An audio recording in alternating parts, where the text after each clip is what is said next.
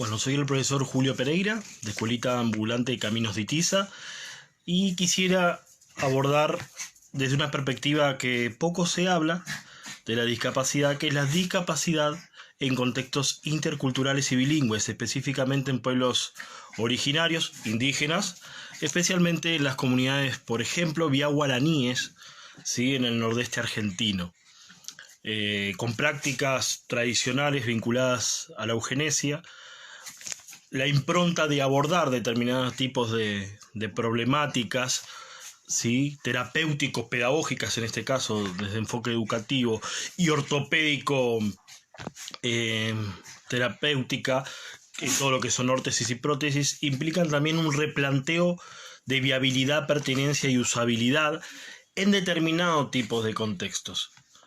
Cuando hablamos de trastornos específicos del lenguaje, cuando hablamos incluso de sordos, tenemos que recordar que hay cuestiones asociadas a que se habla más de una lengua, ¿sí?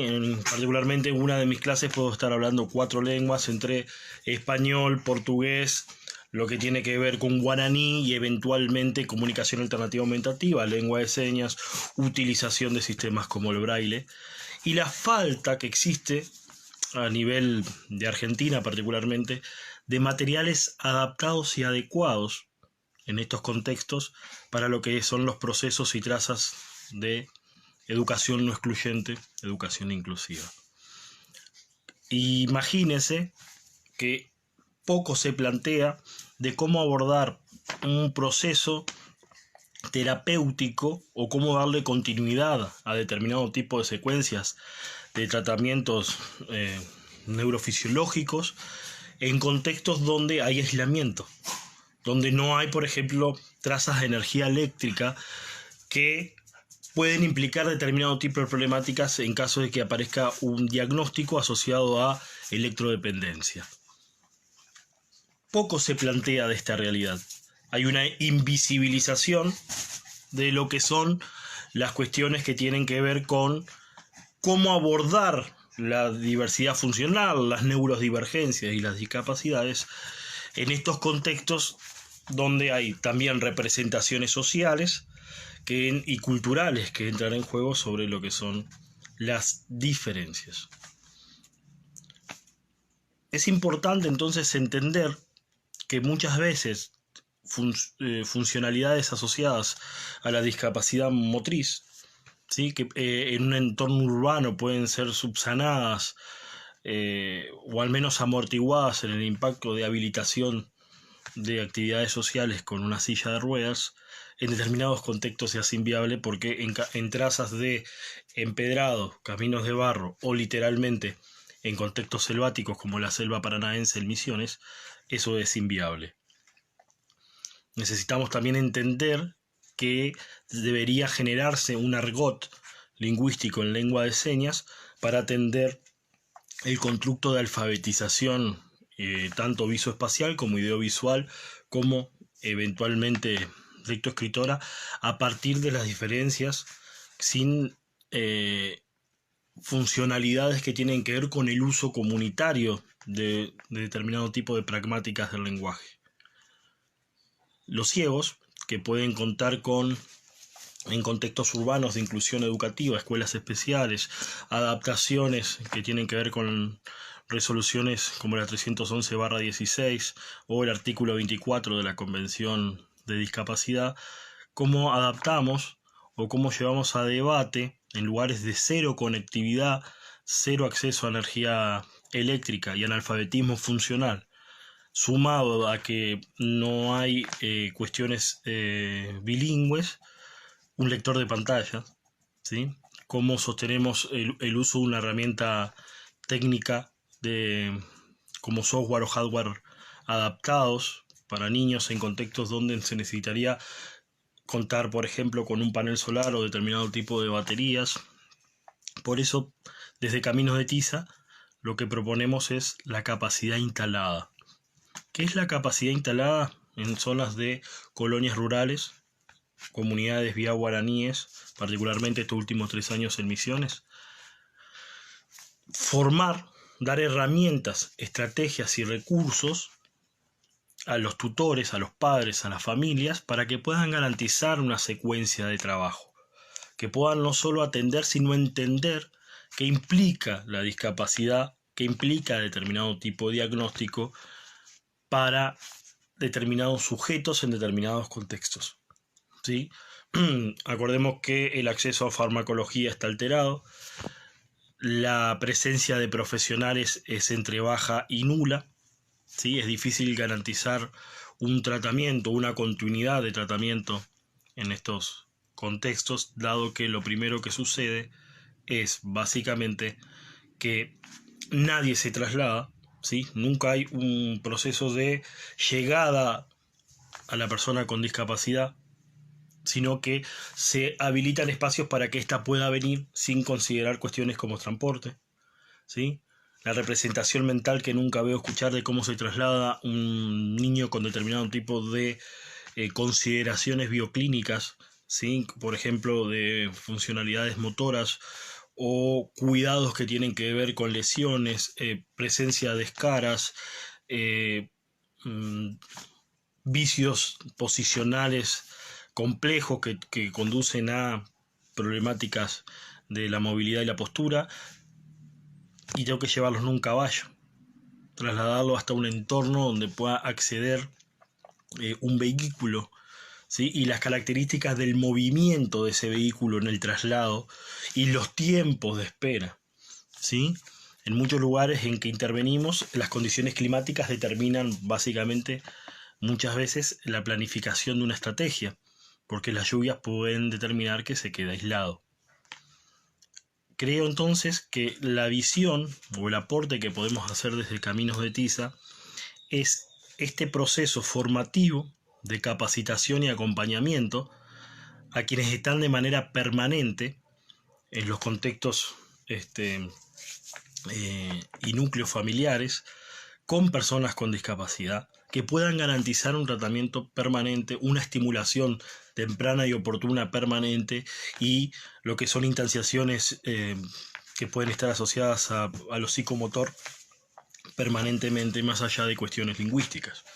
Si bien la pandemia, a través del aislamiento social preventivo obligatorio y la no presencialidad en las escuelas, dejó en evidencia, ¿sí?, la necesidad, por ejemplo, de protocolos de seguridad e higiene, porque muchos diagnósticos vinculados a la discapacidad y algunas intervenciones clínico-quirúrgicas como traqueotomías implican determinada sobreexposición para enfermedades respiratorias o afecciones que tienen que ver con inmunosupresiones, ¿sí? ¿Qué sucede hoy? Que eso quedó en evidencia con esas cuestiones que pasan con aquellos que nunca tuvieron esos procesos. Es desconocer la realidad de que muchas personas, sobre todo infantilizada esta mirada, en Argentina quedan por fuera del sistema, ¿sí?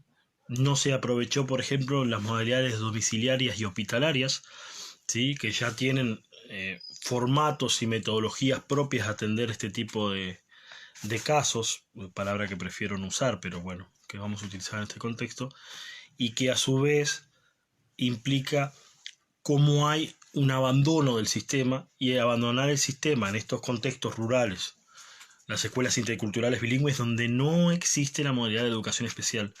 No hay profesores ni profesores de educación especial, psicopedagogos, ni ningún tipo de gabinete que se encargue de este tipo de casos, ¿sí? Los invito a que revisen las instituciones argentinas a ver cuál plantea una mirada como Caminos de Tiza de llegar a las comunidades con intervenciones terapéuticos pedagógicas, ortopédicas, ¿sí?, y lo vinculado a los 4 campos bases de los procesos pedagógicos formativos en la discapacidad: la lengua de señas, el braille o la alfabetización tacto-perceptiva, la comunicación alternativa aumentativa, los PECs, los ARASAC, los pictogramas, y lo que tiene que ver con la estimulación temprana, oportuna y psicomotora en este tipo de problemáticas.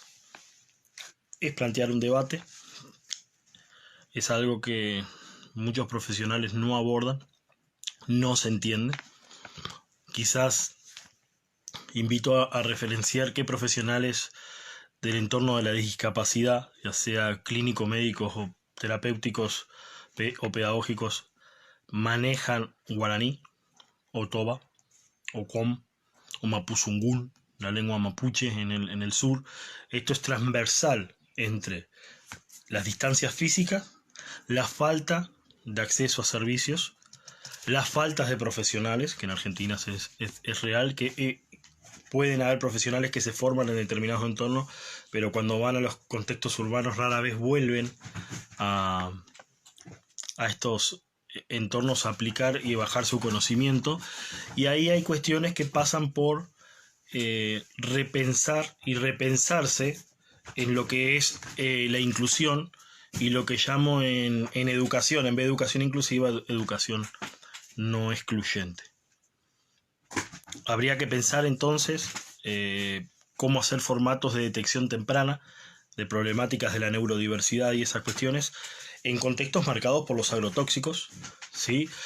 Perspectivas que están muy asociadas a procesos ligados a los incestos, ¿sí? Con todo lo que ello representa a nivel genético de problemáticas de construcción de discapacidad, ¿sí? Lo que tiene que ver también con la malnutrición, no solo desnutrición, sino malnutrición. Es sabido la realidad, por ejemplo, Wichí en Salta, en Argentina, sobre las muertes que estaban ocurriendo antes incluso de la pandemia, ¿sí? La mortalidad infantil, y también lo que tiene que ver con determinadas prácticas culturales de exclusión en sí misma de las personas con discapacidad. Nótese que el albinismo, en algunos contextos, por ejemplo vía guaraníes, puede ser excluyente, ¿sí? Hay formas de discriminación simbólica y real muy significativas que pueden terminar con la muerte de la persona en sí mismo.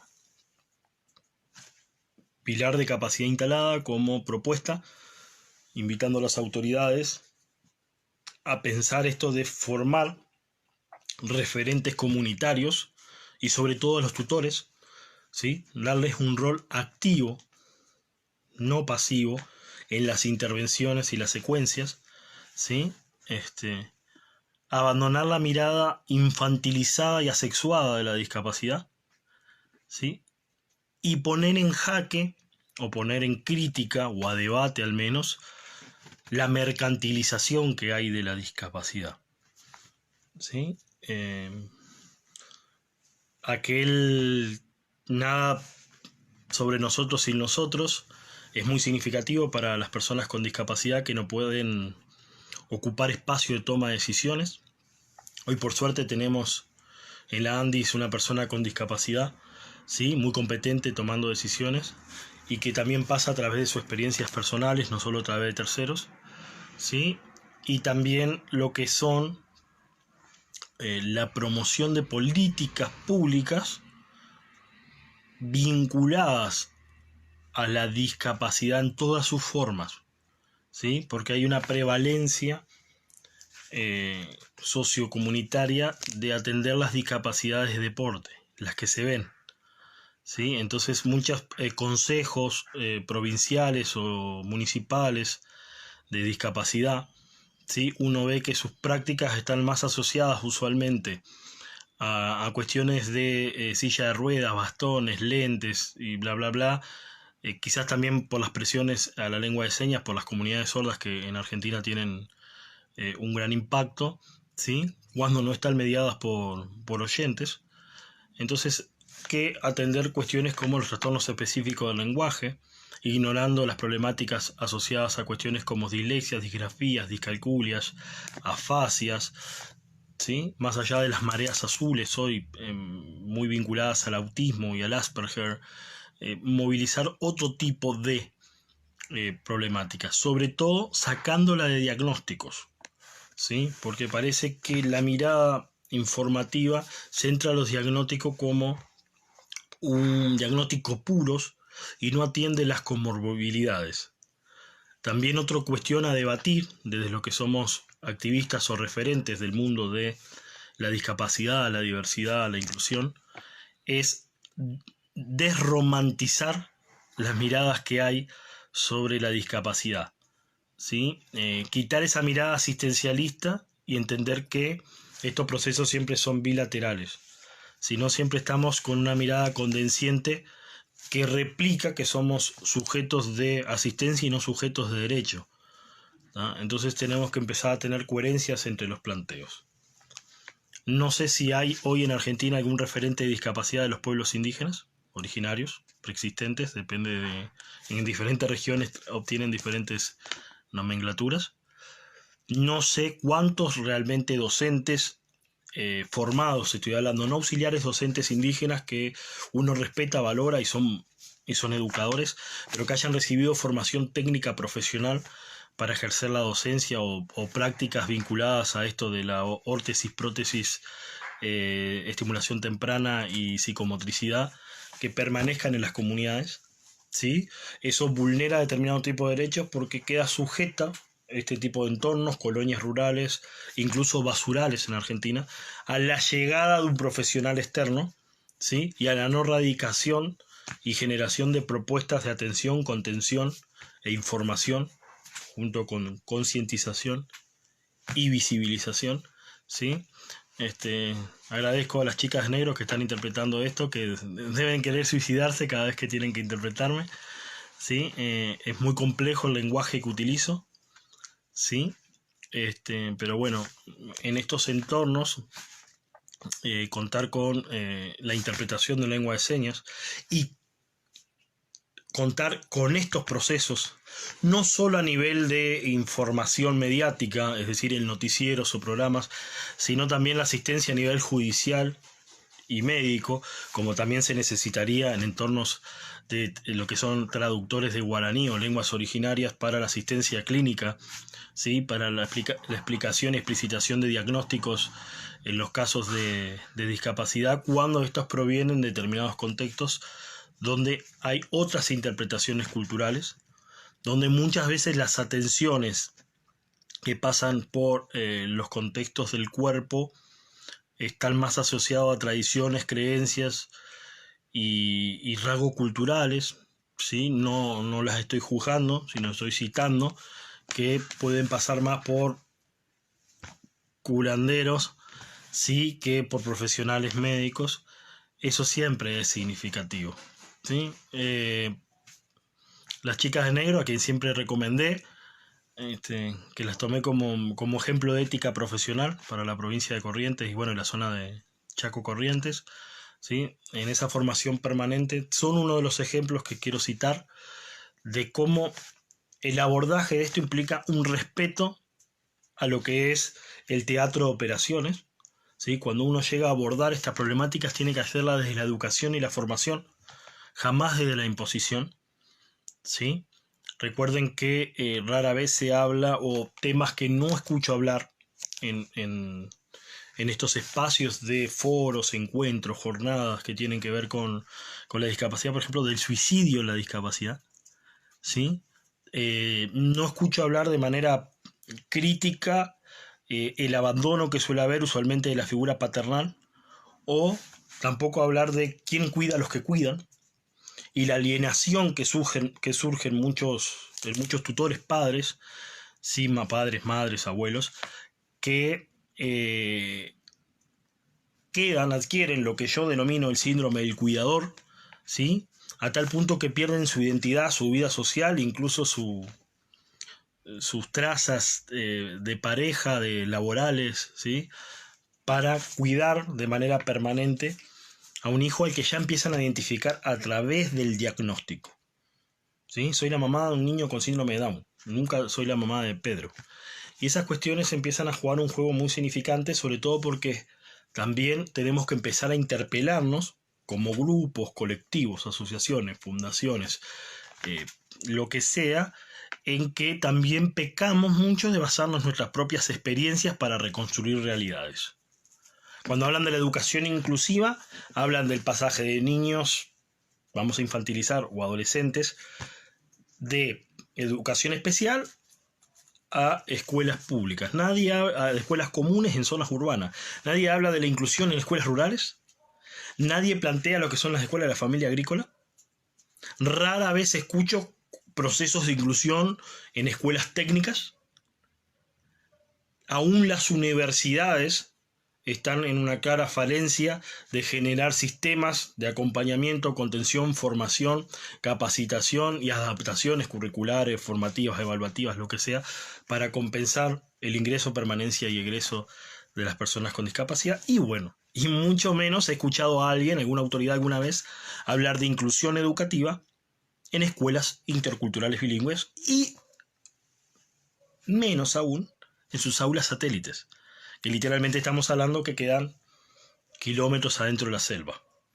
No quiero citar, si conocieran las realidades, ¿sí?, cómo no escucho hablar de escuelas de frontera y cómo se puede o se debiera capacitar a un docente para que pueda atender también esas diversidades, porque en estos contextos, ¿sí?, las discapacidades implican un aislamiento absoluto, ¿sí?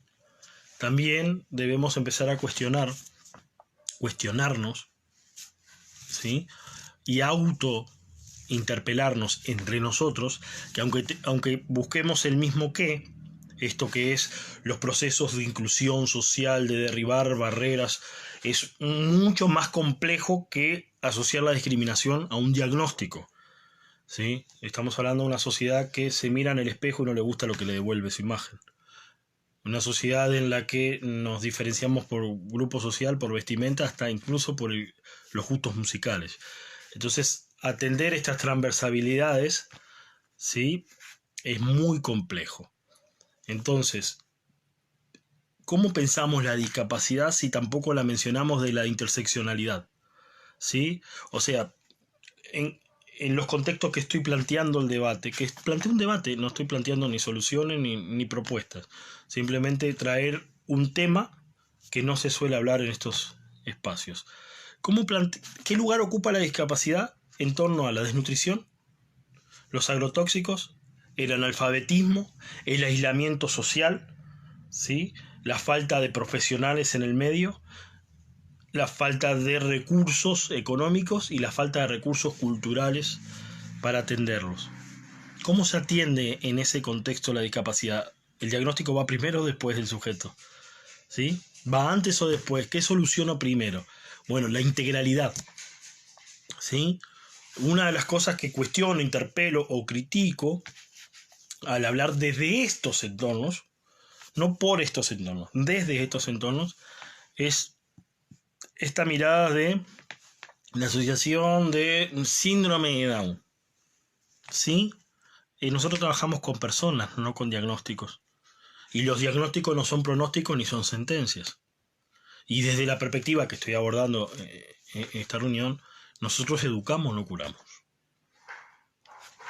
En resumen, capacidad instalada, es decir, formar y capacitar a los tutores, a las familias, en estos contextos de aislamiento social, colonias rurales, barrios periféricos vulnerables del interior profundo, aldeas, vía guaraníes, pueblos indígenas, en estrategias armado de material y recursos. Estamos hablando de poder hacer, por ejemplo, como hacemos desde Camino de Tiza, ¿sí?, un bipedestador con cámaras de bicicleta, ¿sí?, para explicar a los papás, por ejemplo, qué importante es la bipedestación.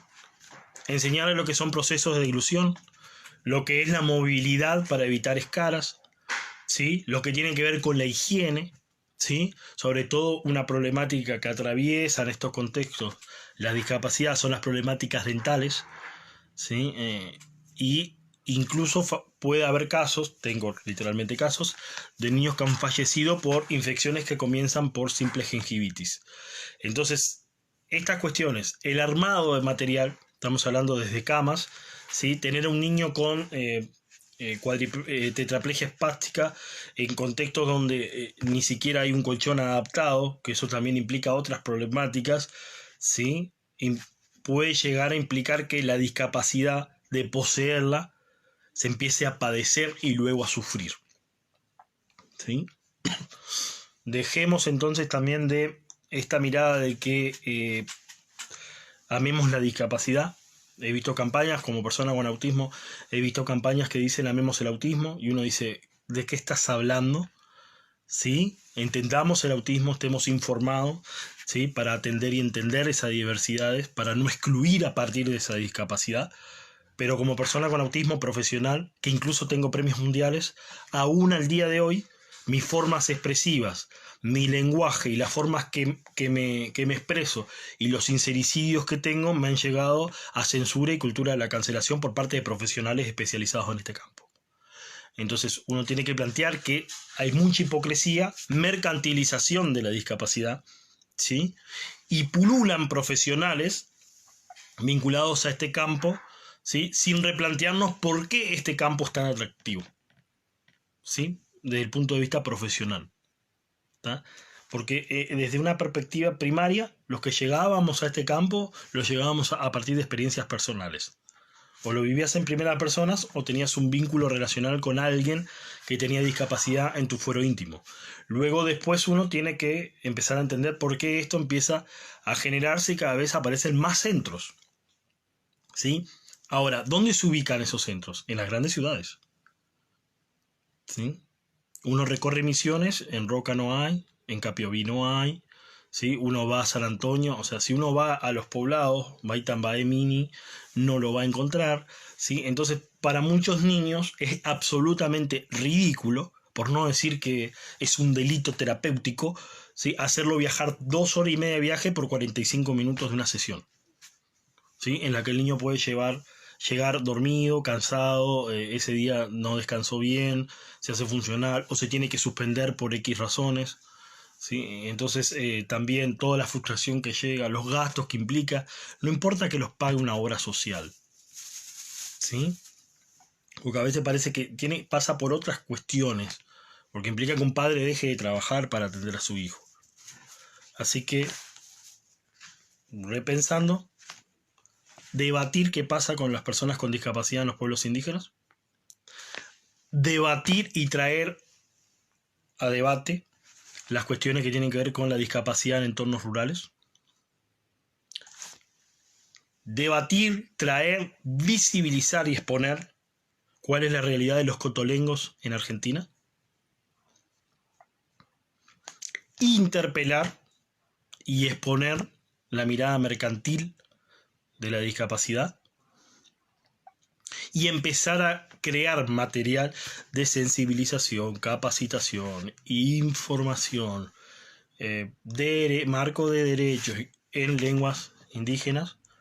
Se necesita más bibliografía en comunicación alternativa aumentativa. Se necesita mucho más trabajo o asistencia en bibliotecas auditivas y braille. Y por supuesto se necesita mucho más material permanente, más allá del disponible en YouTube, ¿sí? Porque YouTube sigue, si bien uno puede acceder a mucho material ahí en lengua de señas, hay que ver qué dialecto es, cómo funciona, depende de conectividad y datos, implica gastos, ¿sí? Que pueda haber más dependencia institucional, más independencia, perdón, institucional, con materiales como cuentos enteros en lengua de señas, definiciones en lengua de señas, ¿sí? Y la promoción del arte, ¿no? Como teatro para ciegos, como formatos en guaraní, ¿sí? Como formatos que tengan que ver con arte en lengua de señas, ¿no? Es complejo lo que planteo, es demasiado mucho para tan poco tiempo. La idea entonces es repensar esto. Los invito a que escuchen a todos los ponentes que van a participar de este tipo de encuentros y cuántos citan la discapacidad fuera de los contextos urbanos, fuera de los gabinetes, y la depositan en las familias con una mirada no romántica, ¿sí? Suelo decir, uno posee discapacidad, la familia la padece, es la familia la que sufre, ¿sí? Y atender la típica pregunta que sucede siempre de los padres de qué va a pasar cuando nosotros no estemos. Las discapacidades múltiples de alta dependencia, ¿qué sucede? Repensar la educación especial también desde los espacios de primera infancia, los EPIs, dotar a los centros integradores comunitarios, los SICs, en el interior profundo al menos de esta región, de profesionales que puedan atender la discapacidad. Atender que la formación docente básica, no maestros especiales que se especializan, toda formación docente debiera tener instancias específicas de atención a la diversidad, ¿sí? Para estos maestros que toman en determinado tipo de escuelas de frontera, escuelas rurales, escuelas interculturales bilingües, ¿sí? ¿Qué sucede en las escuelas para jóvenes y adultos con las personas con discapacidad? ¿Sí? Que usualmente funcionan en un turno nocturno y las pueden exponer a abusos y violencia. Ni hablar de los certificados de discapacidad, ¿por qué no hacen juntas móviles? ¿Por qué las juntas de certificación no van a estos entornos y garantizan la atención clínico-médica de los niños y de los adultos y de todas las personas? ¿Sí? Invito a debatir también un tema que no he escuchado, pero que sí debe haber profesionales hablando de esto, que es la discapacidad en la tercera edad. ¿Sí? ¿Qué sucede en estos contextos? ¿Cómo se aborda? ¿Sí? Y también llevar a debate, en virtud de lo que viene sucediendo, la gran incidencia de la discapacidad adquirida. ¿tá? No solo la innata de nacimiento, sino aquella que se adquiere particularmente por los usos de los agrotóxicos, ¿sí? En los contextos donde trabajamos, lo que tiene que ver con las miradas del incesto y aquello que tiene que ver con la malnutrición en los procesos gestacionales. ¿tá? Que bueno, ahí sí sería innata. Soy Julio Pereira, desde Caminos de Tiza, solo planteando este debate, ¿sí? Sin tener que hacer mucho más que eso, para invitar a que en otros espacios, en otros momentos, estos temas se pongan sobre la mesa de manera seria, crítica, reflexiva y propositiva. Julio Pereira, Caminos de Tiza, desde Misiones, Argentina, hablando de discapacidad, inclusión, diversidad e interculturalidad. Gracias.